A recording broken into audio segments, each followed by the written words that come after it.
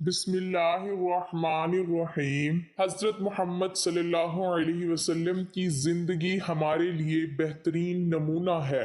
और क्यों ना हो कि आप सल्लल्लाहु अलैहि वसल्लम महबूब खुदा हैं, बाइसे तख्लीक़े कायनात हैं, इमामुल अंबिया हैं, क़यामत के दिन शिफात करने वाले हैं कि जिस दिन किसी भी नबी या पैगंबर की बारगाह खुदाबंदी में हाजिर होकर सिफारिश करने की जुर्रत ना होगी। आप सल्लल्लाहु अलैहि वसल्लम की शान इतनी है कि अगर लिखने की बात की जाए तो दुनिया खत्म हो सकती है, लेकिन हुजूर सल्लल्लाहु अलैहि वसल्लम की शान खत्म नहीं होगी। अगर ये कहा जाए तो गलत ना होगा कि शान मुस्तफ़ा कोई हस्ती जानती है, वो रब्बे काबा की जात है। और अगर कोई हस्ती शान खुदा जानती है तो वो हुजूर सल्लल्लाहु अलैहि वसल्लम की पाक जात है। और आज की वीडियो हुजूर सल्लल्लाहु अलैहि वसल्लम की जिंदगी का वो वाकया है जो हमारे लिए मशाल राह है। और ये वाकया हुजूर अलैहिस्सलातु वस्सलाम की शैतान के साथ होने वाली मुलाकात और उससे होने वाले सवालात के बारे में है। इससे पहले कि हम आपको इस होने वाली मुलाकात के अहवाल से आगाह करें, ये बताना भी जरूरी है कि जब रब्बे काबा ने हजरत आदम अलैहिस्सलाम की तख्लीक फरमाई, फरिश्तों और शैतान को आदम अलैहिस्सलाम के हुजूर सजदा ताज़ीमी करने को कहा, तो ये इनकारी हुआ कि अल्लाह ताला ने इस लाइन को लानत के तोक के साथ जन्नत से निकाल फेंका। चूंकि शैतान की जन्नत से निकल जाने की वजह इंसान हुआ, तो अपने हसद की आग बुझाने के लिए शैतान ने अल्लाह के बंदों को सिराते मुस्तकीम से हटाने का काम अपने जिम्मे ले लिया। मुख्तलिफ नबियों और रसूलों के दौर में उनसे मुलाकात करता रहा और उनकी कौम को तबाह बर्बाद करने के लिए उनको गुमराही में डालता रहा, कि जिसकी वजह से उस पर निहायत दर्दनाक अजाब आई और उनका नामो निशान सफ़ाए हस्ती से मिट गया। हजरत नूह अलैहिस्सलाम से जब शैतान की मुलाकात हुई तो आपने उससे पूछा कि ए बदबख्त, ये बता कि बनी आदम के कौन से अद्दाद तुझे और तेरे लश्कर को गुमराह करने में मुआवनत करते हैं। तो शैतान मलून ने जवाब दिया कि जब हम बनी आदम को कंजूस, मुकीम, बदख्वाह, सरकश और जल्दबाज पाते हैं तो उसे झपट लेते हैं। जब किसी इंसान में ये तमाम आदत जमा होती हैं तो हम उसका नाम शैतान यानी सरकश रखते हैं। जब हजरत मूसा अलैहिस्सलाम से शैतान की मुलाकात हुई तो शैतान ने आप अलैहिस्सलाम से कहा, ए मूसा, अल्लाह ताला ने आपको अपनी रिसालत के लिए मबूस फरमाया है और आपसे हम कलाम हुआ है। मैं भी खुदा की मखलूक में शामिल हूँ और मुझसे एक गुनाह सरजद हुआ है। अब मैं तौबा करना चाहता हूँ। आप मेरे परवरदिगार के पास सिफारिश करें कि मेरी तौबा कबूल करे। हजरत मूसा अलैहिस्सलाम ने अल्लाह ताला से दुआ की।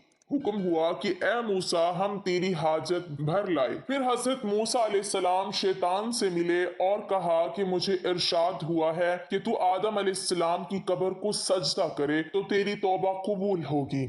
शैतान ने इनकार किया और गुस्से में आकर कहने लगा, जब मैंने आदम अलैहिस्सलाम को उनकी जिंदगी में सजदा ना किया तो अब मरने पर क्या सजदा करूंगा। फिर शैतान ने कहा कि मूसा अलैहिस्सलाम, तुमने जो अपने परवरदिगार के पास मेरी सिफारिश की है, इसलिए तुम्हारा मुझ पर एक हक है। तुम मुझको 3 हालतों में याद किया करो, ऐसा ना हो कि तुमको उन 3 वक्तों में हलाक कर दूं। एक तो गुस्से के वक्त तुम मुझको याद करो, क्योंकि मेरा वसवसा तुम्हारे दिल में है और मैं तुम्हारी रगों में खून की तरह दौड़ता हूँ। दूसरा, जिहाद व गज़वात की हालत में मेरा ख्याल किया करो, क्योंकि मैं फर्जंदे आदम के पास उस वक्त जाता हूँ जब वो कुफार से मुकाबला करता है और उसके बाल बच्चे, बीवी और घर वाले याद दिलाता हूँ, यहाँ तक कि वो जिहाद से खड़ा होता है। तीसरा, गैर महरम औरत के पास बैठने से बचते रहो, क्योंकि मैं तुम्हारे पास उसका कासिद हूँ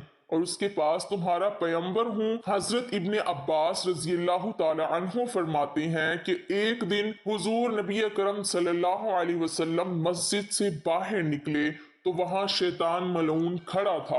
آپ علیہ السلام نے فرمایا کہ اے کم بخت، کیا چیز تجھے مسجد کے قریب لائی ہے؟ تو اس نے کہا کہ حضور، مجھے اللہ تعالیٰ نے آپ کی خدمت میں حاضر ہونے کا حکم دیا ہے۔ آپ علیہ السلام نے فرمایا اللہ تعالیٰ نے تجھے میرے ہاتھوں بھیجا ہے۔ شیطان نے عرض کیا تاکہ آپ مجھ سے حسب منشا کچھ پوچھیں۔ حضرت ابن عباس رضی اللہ تعالیٰ عنہ فرماتے ہیں کہ پہلے آپ صلی اللہ علیہ وسلم نے اس سے نماز کے متعلق پوچھا کہ اے ملعون، میری امت کو نماز باجماعت سے کیوں روکتا ہے؟ عرض کیا کہ حضور، جس وقت آپ کا کوئی امتی نماز باجماعت کے لیے گھر سے نکلتا ہے تو مجھے گھیر لیتا ہے، جب تک وہ واپس نہیں ہوتا میں اسی مرض میں مبتلا رہتا ہوں۔ پھر آپ علیہ السلام نے پوچھا کہ تو ان کو علم و دعا سے کیوں روکتا ہے؟ عرض کیا کہ ان کی دعا سے میں اندھا اور بہرا ہو جاتا ہوں، مجھے اس وقت شفا ہوتی ہے جب وہ فراغت پاتے ہیں۔